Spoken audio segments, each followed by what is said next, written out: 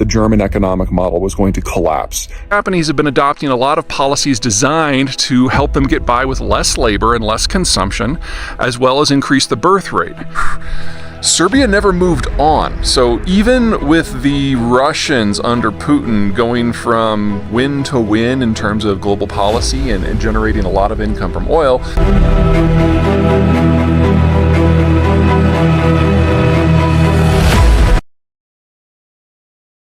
everyone, Peter Zeihan here coming to you. So we're going to be breaking down the reality of the global demographic situation, which is not great, and going to be looking at a number of different countries to give you an idea of what is coming down the pipe. Now, demographics are about how population structures stack up. So children versus young adults versus mature adults versus retirees. And the normal program is, it looks a little bit like a pyramid with very few retirees at the top and a lot of children down below and everyone stacked up in between. And when you have a normal demographic like that, it's going to be relatively inflationary because all those people who are aged 45 and under, the adults are doing all kinds of consuming. They're raising their kids, they're buying their homes, they're going to college, they're spending, building up their lives.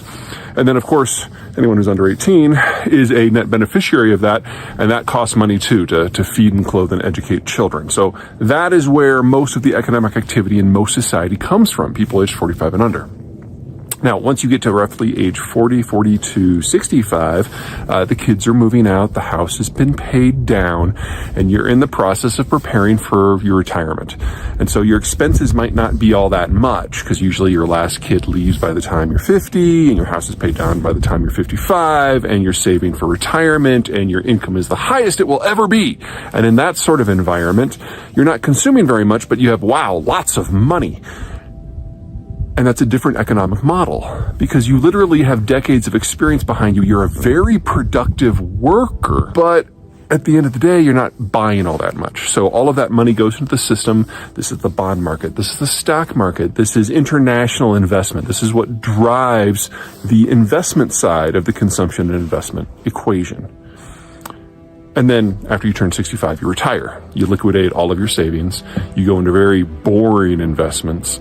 And at that point, you kind of retire from the system completely, literally and figuratively. That's a normal pyramid, but it's all about the stuff at the bottom that drives it because that's the biggest chunk of the population.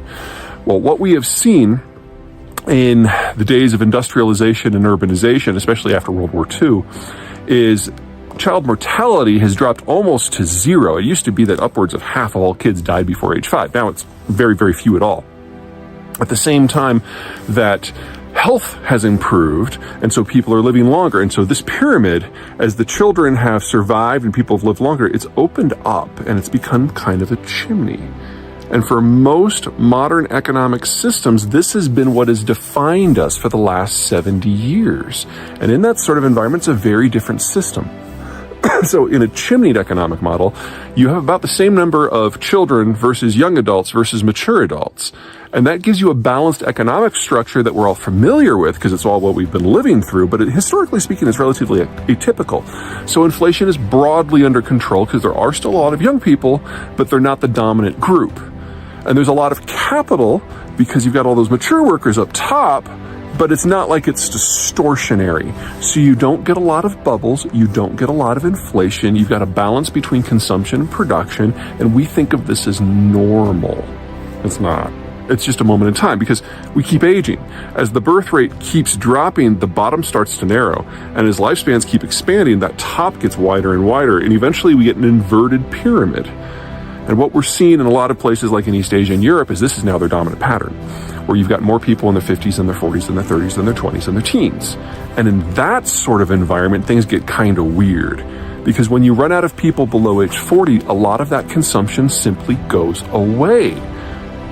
Even worse, you now have a lot of people who are approaching retirement, so they're very capital rich, and that's now your dominant group. So very productive workforce, no hope at all that they could possibly consume everything they build. So when you're in a pyramid, you're in an inflationary system. You probably also have to import a lot because you can't produce everything you consume. But when you're in an inverted pyramid, the consumption goes away, but production's through the roof. You have to be export oriented. And since roughly 2000, this has been the dominant system in Europe and Asia. And it's been part of the reasons why trade relations around the world have gotten worse and worse and worse, because you've got countries that have to export, and then the countries that are left to do the importing are like, hey, wait a minute, what about me? Now, you can break most of the world into one of these three categories. So that base pyramidal, where you're early in the industrialization process and you've got a lot of children, this is most of the Arab world. This is most of sub-Saharan Africa. This is parts of Latin America. This is parts of South Asia. And then as it starts to open up into that pyramid, you start getting into, in the early stages, some of those advanced industrialized countries like India or Turkey or Brazil or Mexico, but also some of the developed world who has managed to keep their birth rate relatively stable despite all the other changes. And the United States and France fall into that category. Once it gets open like this, now you're talking Germany, Italy, Korea, even Thailand. The problem we're going to be facing this decade, because we have always known we were going to get here, the problem this decade is the countries that are like this, it's not like their birth rate has increased. There's no longer enough people to have children. And it's not like people have stopped aging, because 10 years later, we're still all 10 years older, because that's how math works. And now it's not just that the 50s are a big block. That big block keeps going up.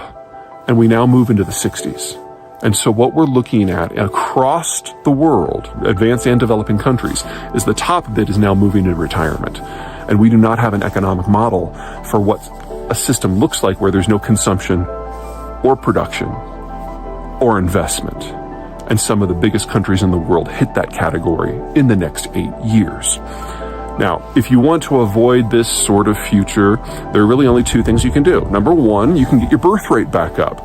And if you're still in that chimney position, you can probably pull that off. But once you've gone inverted, you no longer have enough people aged under 40 to even theoretically try. I mean, you would have to get people in their 50s to kick out kids like they were in their 20s. And even if that was like economically or strategically possible, I'm pretty sure biologically that ship has sailed. The other thing you can do is borrow other people's kids and implement a massive immigration policy in order to bring people in their millions to round up your own population.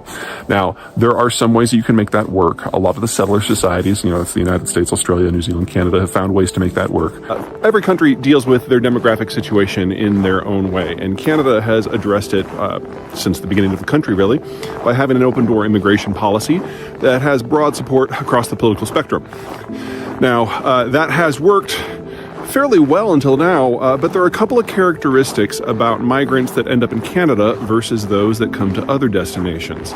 Because Canada is basically the northern third of the North American continent, and the country to the south of it is not a net source of migrants, the sort of people who leave the United States don't necessarily go to Canada. That's what I was trying to say. Whew, that was hard.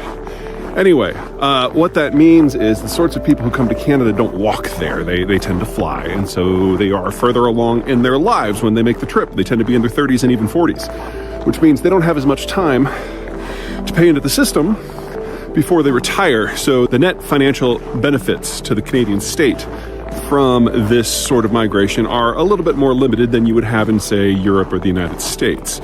Now, there's also some other